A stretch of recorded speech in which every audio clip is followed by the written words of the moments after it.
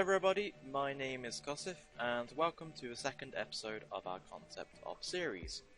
If you haven't seen our first episode, it's all about player-owned houses. You can click the link currently on the screen to check it out. To begin with episode 2, I'll give a quick rundown on how the series works. The concept of is all about looking at the possible content we will likely add to Molior RS. The reason why we're currently having it just a concept is because we aren't currently having it as top priority, or they would just take a long time to work on. We aren't working on them, and that's why we're just showing you the potential of them. Episode 2 is all about player-owned Clan HQs. Player-owned Clan HQs works very similar to player-owned houses. So like earlier, I suggest you watch that to get the idea of how player-owned something works. To begin with, let's take a look at what clans are and what type of clans there are. First off, a clan would be a community who work together, they do different activities, or if I said earlier, if they're a certain type of clan, they would do a set activity. Now secondly, there are different types of clans. You have the PVMers who like to go bossing, who specialise in bossing to the point.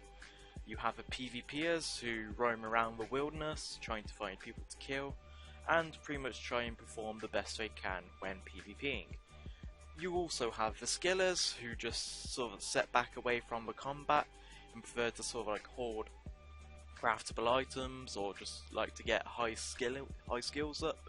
And then you have the general all-round social type who do a bit of everything, such as they do a bit of PvM, a PvP and a skill. With that being said, a clan should have some place of their own. That's where we introduce player-owned clan headquarters. Now, what would be a headquarters for a clan? Let's take a look at Runescape's clan citadels.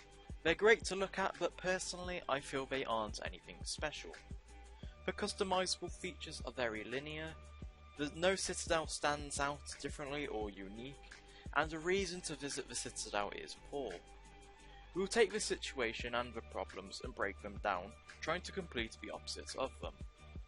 Starting with, no citadel stands out differently or unique. Well, if you have ever watched our player-owned houses, you will no doubt see where I'm going with this. But for those who haven't, with a player-owned house, you will actually own houses in towns and cities. Your house isn't a portal which thousands of others use, it's a one and only house which the only one person in the game can ever own. So let's run with this idea and do the same for Clan HQs.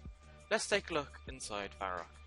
Varrock will be the first place where players start their adventures into the player-owned house, so let's do the same with HQs. What I mean by this is Varrock is pretty much the lowest price tag area in the game. For example, you would get the cheapest houses, and let's just say you'll get the cheapest plots for the clan headquarters. So going back with no citadel stands out differently or unique, we can safely say that a clan headquarters will be unique, as it will be the only one of its kind in game. Now let's look at the customizable features are very linear. In RuneScape clan citadels, a tier 5 mine is the same looking mine as every other clan. A stronghold is the same size, same shape, apart from the minor customizable features such as a flagpole. To be honest, after spending weeks on upgrading these cosmetic features, who's really going to notice your engraving of a flagpole top? So what customizable features could we give a clan HQ? Let's go with a skilling clan who want to set up a shop as they have too many resources. Here we have a warehouse in Varrock, which is currently empty. Said clan could buy this warehouse and turn it into a shop. Here they can hire a shop assistant who will sell anything. The shop assistant won't sell anything until a certain amount of resources have been traded. So let's, for example, say this skilling clan is highly skilled in smithing and are able to smith rune items. Rune scimitars are only currently available through smithing and monster drops, but those monster drops are rare.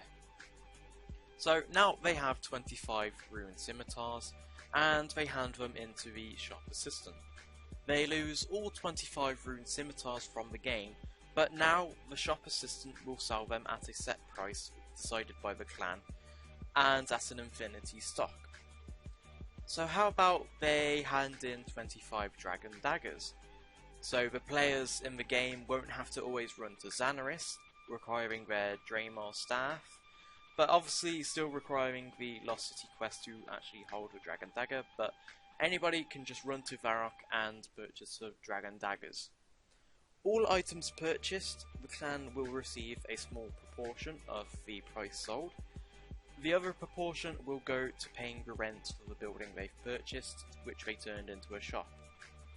As well as the basic customizing such as statues which advertise armor, or rugs and potted plants to make the place look nicer. Maybe the clan could branch out more, buying a sign outside their building so players can recognise the building, or pay the town crier in Falador, advertising that the skill's clan name is selling rune scimitars at a low price in Varrock. Lastly, we have the reason to visit the Citadel is poor. The reason I say that it's poor is the only reason people visit the Citadel is mostly due to the experience. The experience used to be good, but now it's slowly becoming non-worthwhile as new updates and content produce better experience gathering areas. There's not many group activities at the Citadel, only the Citadel battlefield, which is rarely used. So, you may be thinking, why should I bother with a clan HQ? It sounds endgame and I can't imagine any reason to waste my time on it. Well, let's take a look at the type of clans there are again. A PVM clan could construct portals which teleport their clan members closer to bosses, such as Trollheim or outside the Calphite Queen's lair. A PvP clan could build a HQ in the wilderness which has a bank, or a shop assistant which sells food, so that players could have a safe haven to retreat to, closer to the wilderness border, or with the bank and the shop assistant selling food, they have a quick restock up on food. A scaling clan could build a HQ close to a lake, where they could breed sharks, then allowing them to fish them privately, or other possibilities could be private farming patches, or just breed any other hunting animals. A merchant clan could set up a numerous amount of shops, having a source of income, and any of these clans could have any options, so a PVM clan isn't just locked into having PVM updates or content. If I owned a PVM clan, I would like to have farming patches. It would be a nice source of place just to get resources for fighting bosses pretty much. So I believe that with these features we should see clan members visiting their HQs frequently for role-playing purposes, or just using the features that they've worked hard for. So I hope you guys enjoyed this video.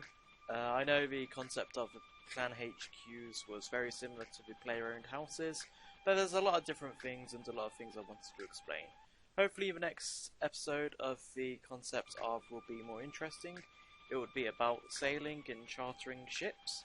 So I look forward to that one, and I'll see you all guys next time. Peace.